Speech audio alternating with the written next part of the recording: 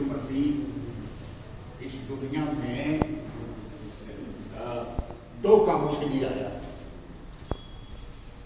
और वो दो काम ये थे। सबसे पहला उसका काम था कि उसने आकर के दुनिया को गुनाहों से रिहाई दी। ऐसा कोई तीन पैगंबर, कोई औलिया, कोई संत, कोई फकीर, कोई नबी पैदा नहीं हुआ है जो मुझसे ये कह दे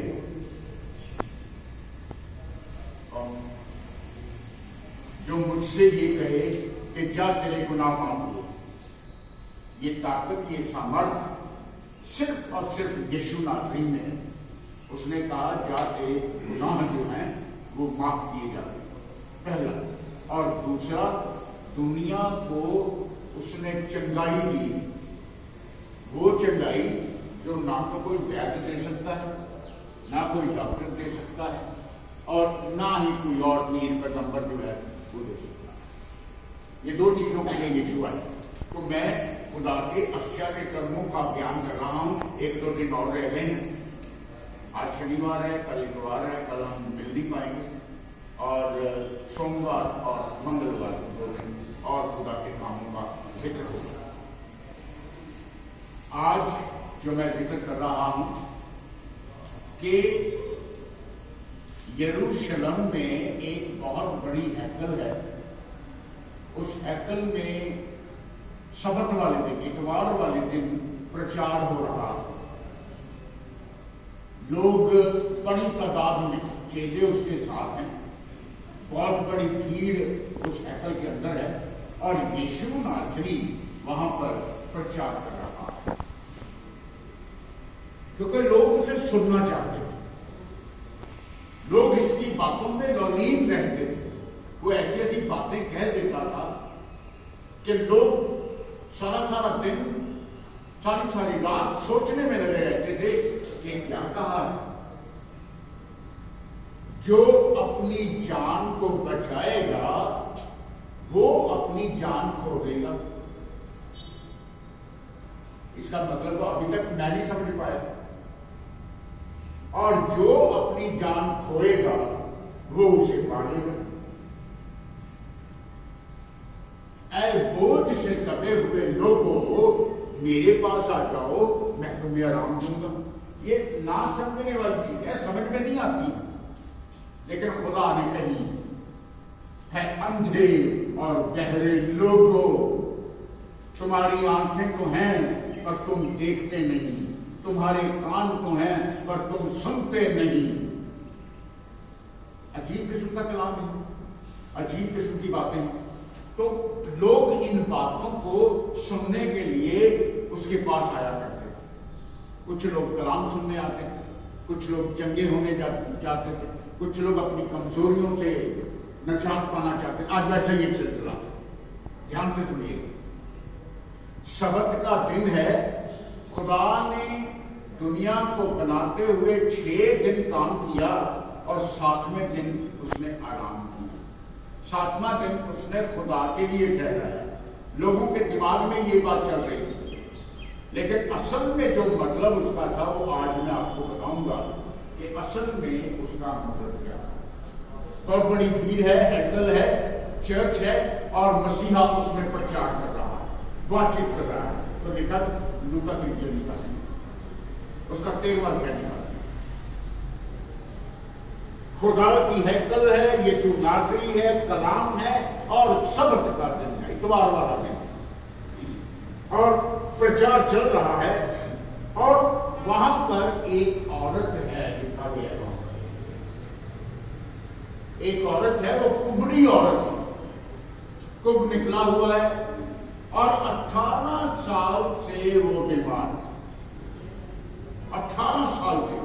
मैंने एक दिन जिक्र किया था 38 साल वाले, वो 12 साल वाले। आज जिक्र आया है वो 18 साल से कमजोर कर देने वाली दुष्ट आत्मा के चुंगल में, और वो बीमारी की हालत सहते सहते सहते सहते कुबड़ी हो गई। वो सीधी नहीं हो पाती। यीशु ने प्रचार करते करते जी जो मेरी नजर है वो आप सब पे रहती है। कोई ऐसा बंदा ये नहीं कह सकता कि पादरी साहब ने आज मुझे देखा नहीं। आपका मेरे साथ आई कांटेक्ट होना चाहिए, आंखों ही आंखों में आपसे मेरी बात जो है वो होनी चाहिए, तब आप समझेंगे उस बात। आप लोग जितने आते हैं ना, मैं सबको देखता हूं सुबह, चाहे इस तरफ घूम जाऊं चाहे इस तरफ घूम जाऊं, चाहे कोई पीछे आके खड़ा हो जाए कोई दाहिने खड़ा हो जाए, मेरी नजर है। मैं चाहता हूं कि मैं नजरों से बात करूं, मैं चाहता हूं कि आप नजरों से सुने। तो इसी तरह परमेश्वर यीशु मसीह की नजर जब सब पर पड़ी तो उसने उस औरत को 11वां पढ़ेंगे 13 लूका 13:11। वहाँ एक स्त्री थी जिसे 18 वर्ष से एक दुर्बल करने वाली दुष्ट आत्मा लगी थी और वह कुबड़ी हो गई थी और किसी रीति से सीधी नहीं हो सकती। किसी भी रीति से वो सीधी नहीं हो सकती थी। कुरानों से देखा, मसीहानों से देखा, उसे बुलाया, उसे खड़ा किया, उसे बुलाया, उस पर हाथ रखा, उसे छुआ, देर नहीं आई, उसने अपना हाथ उस पर रखा और वो तुरंत सीधी हो गई। ये है खुदा का करिश्मा, ये है खुदा की सामर्थ्य, ये है खुदा की ताकत। आज जितने लोग बीमारी में ग्रस्त है ना, वो इन बातों को सुने, वो इन बातों को समझे। खुदा के बेटे मसीहा में सामर्थ्य है, ताकत है कि वो बीमारों को चंगा कर सकता है। तब उसने उस पर हाथ रखे और वह तुरंत सीधी हो गई। उसने अपना हाथ उस पर रखा और वो तुरंत सीधी हो गई। और आगे लिखा हुआ है, और परमेश्वर की बड़ाई करने लगी। She glorified the God. Jesus laid down his hands on her and made her straight. She was healed completely and she glorified the God. वो खुदा की महिमा करने लगी, वो खुदा की तारीफ करने लगी। और आखिर में लिखा हुआ है क्योंकि वो सबत का दिन था, इतवार का दिन था, और इतवार वाले दिन चैपल चलते हुए, चर्च चलते हुए, हैकल में उसने ये 27वां करिश्मा जो है वो बयान किया। खुदा की महिमा है, खुदा की तारीफ है। वो कुबड़ी औरत एकदम से सीधी हो गई। खुदा का रहम हो गया, खुदा का कर्म हो गया। जिस काम के लिए वो आई थी वो काम उसका पूरा हो गया। मुझे आज सुबह किसी का फोन आया है दुआ के लिए, और वहां से रिक्वेस्ट ये आई है कि जब आप सुबह में इकट्ठे होकर दुआ करते हैं ना अस्पतालों में, उसमें मेरे लिए दुआ की जाए। आज तो नया दौर शुरू हो गया है, फोन आने लगे हैं, लोग कहने लगे हैं कि जब आप सुबह इकट्ठे होते हैं तो मेरे लिए भी, मेरी चंगाई के लिए भी दुआ करें। मैं उसे याद करूंगा, दुआ में याद करूंगा, उसके लिए खुदा की सामर्थ्य भेजूंगा, खुदा की ताकत भेजूंगा, खुदा की चंगाई उसके आसपास भेज दूंगा और मसीहा का नाम उसकी तरफ भेज दूंगा। खुदा के फरिश्ते उसके चारों तरफ होकर के उसे चंगाई देंगे। आज एक नहीं, दो नहीं, 12 के 12 फरिश्ते, 12 के 12 गोत्र उसके बिस्तर के आसपास होकर के उसे चंगाई देंगे। और आज ही शाम को मुझे यकीन है फिर से फोन आएगा कि आपकी दुआ और मसीहा ने ठीक कर दिया। एक उबड़ी औरत जिसे 18 साल से बीमार थी, चंगी हो गई है। सबत का दिन है और हैकल के सरदार खुदा से नाराज हो गए हैं।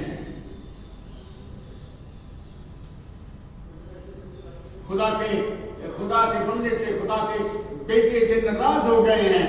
जो चर्च के कमेटियां होती हैं, जो चर्च के सरदार होते हैं, जिन्होंने कुर्सियां रखी होती हैं, वो नाराज हो जाते हैं। लूका की इंजील 13 की 14 पढ़ेंगे। इसलिए कि यीशु ने सब्त के दिन उससे अच्छा किया था।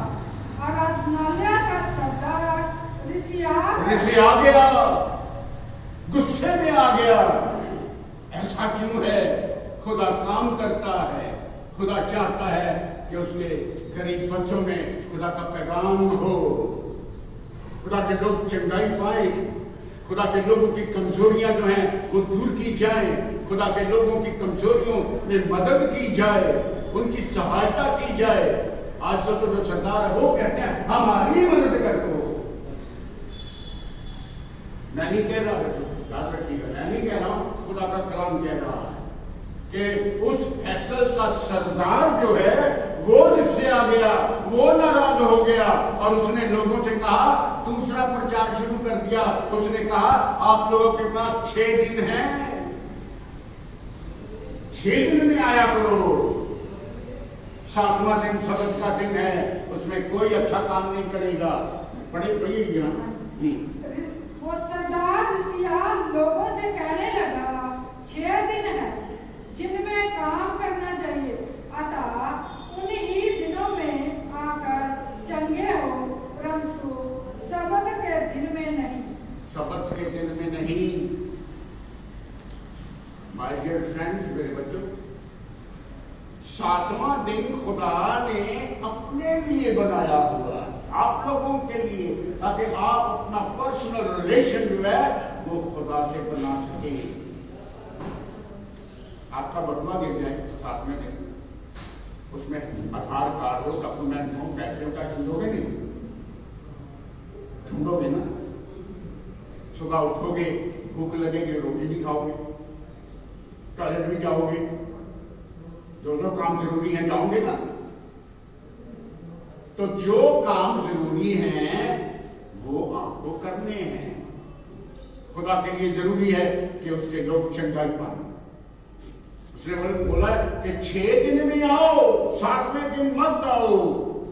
मैं आज कहना चाहता हूं बच्चों, खुदा ने सब्त का दिन लोगों के लिए नहीं बनाया, सब्त का दिन लोगों के लिए नहीं बनाया है, लोगों के लिए सब्त का दिन बनाया गया। सब्त का दिन लोगों के लिए नहीं, पर सब्त का दिन लोगों के लिए बनाया गया है, ताकि सब्त का दिन वो हैकल में आ जाए, खुदा से बातचीत करें, अपनी कमजोरियों को रखें और आराम पाएं और नजात पाएं। सब्त के दिन में आप अपना रिलेशन, IPR, इंटरपर्सनल रिलेशनशिप अपने खुदा से बना लीजिए। दिन के 24 घंटे होते हैं, पर 24 घंटों में डिवाइड कर रखा है। 8 घंटे आपके कामकाज के, 8 घंटे घर के काम के लिए और 8 घंटे आपको सोने के लिए। इसी तरह से खुदा ने हफ्तों के दिन बांट रखे हैं। 6 दिन आपके हैं, 7वां दिन मेरा है। खुदा के लोगों, खुदा के पास आ जाओ। मैंने लोगों के लिए सब्त का दिन बनाया है। ठीक है, निकालेंगे, हिजकिय्याह की किताब है, नोट करें, नोट करने वाले, उसका 20वां अध्याय है।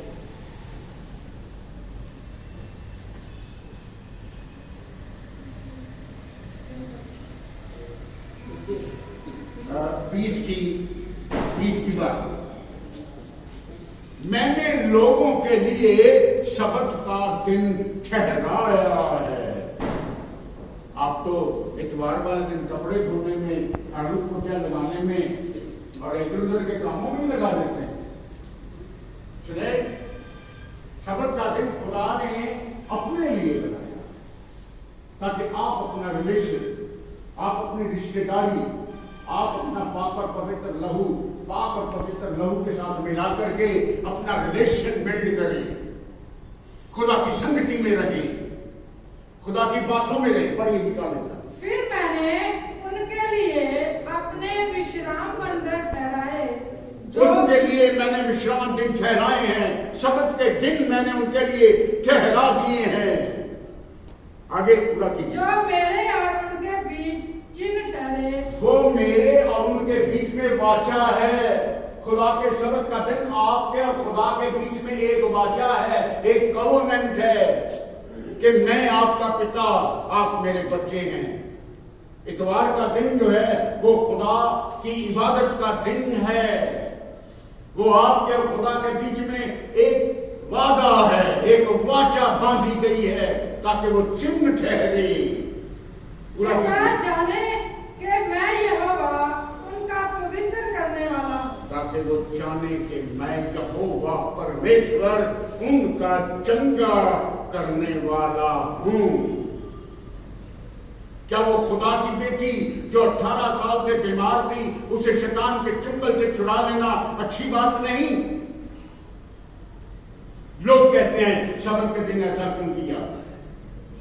सब्त का दिन खुदा का दिन है, खुदा की बातों में बने रहे। मैंने उनको विधियां बताई हैं, मैंने उनको नियम बताए हैं, मैंने उनको वाचाएं दी हैं ताकि उनको माने और जिंदा रहे। हिजकिय्याह 20 की क्या यही खुला हुआ था। वहां उनको मैंने अपनी विधियां बताई और अपने नियम भी बताए कि जो मनुष्य उनको माने वह उनके कारण जीवित रहेगा। मैंने नियम बनाए नहीं है, नियम दे दिए हैं। आप लोगों के हाथ में नया नियम होता है, आप लोगों के हाथ में पुराना नियम होता है। उसने तो नियमों को साक्षात इस बाइबल में दर्ज करके आपको दे दिया है। मैंने अपनी विधियां बताई हैं, मैंने अपने नियम बता दिए हैं ताकि लोग उनको माने।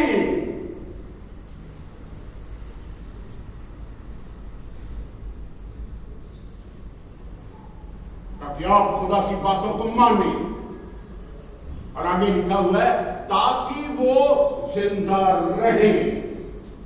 खुदा के नाम में जिंदगी है। अगर आप परेशान हैं, दुखी हैं, लाचार हैं, कंगाल हैं, तो जिंदगी नहीं है। वो मर मर के भी क्या जीना। जियो तो ऐसे जियो जैसे सब तुम्हारा।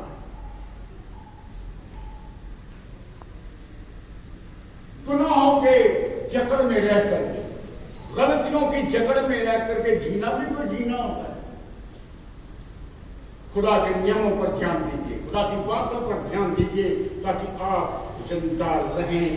खुदावन मुझ पर दया कर दे, मैं कुम्हला गया हूं, मेरी हड्डियां बेचैन हो गई हैं। खुदा के सामने रखें।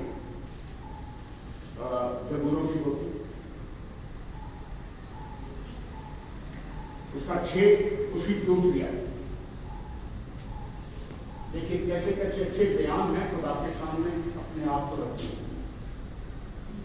आप अपने आप को खुदा के सामने रखें और अपने मन की बात, अपने दिल की बात खुले दिल से उसके सामने रखें। वो कमजोरियों को जान लेने वाला खुदा, वो आपकी परेशानियों को जान लेने वाला खुदा और उसका हल भी उसी के पास। 6 कि तो यहोवा मुझ पर अनुग्रह कर, क्योंकि मैं कुम्हला गया हूँ। मैं कुम्हला गया हूँ। कुम्हलाने का मतलब पता क्या? निर्जान होना, बेजान होना, उसमें जान नहीं रहती है। कुम्हला गया है।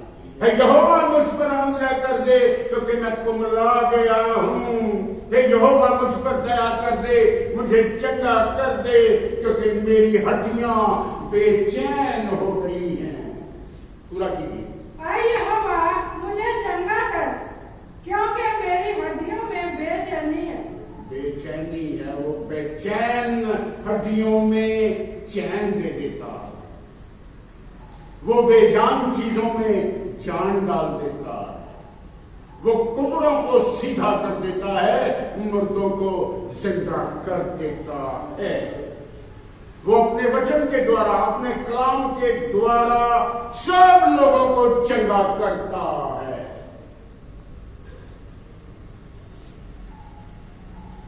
मैं गोली खाता हूं ब्लड प्रेशर वाली, वो कल मैंने खाई नहीं,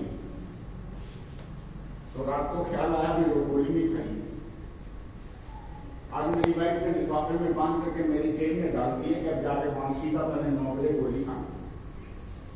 हम लोग गोलियों पे, दवाइयों पर डिपेंड है।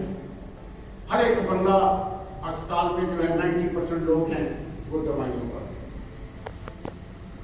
और लगातार दवाई खा रहे हैं।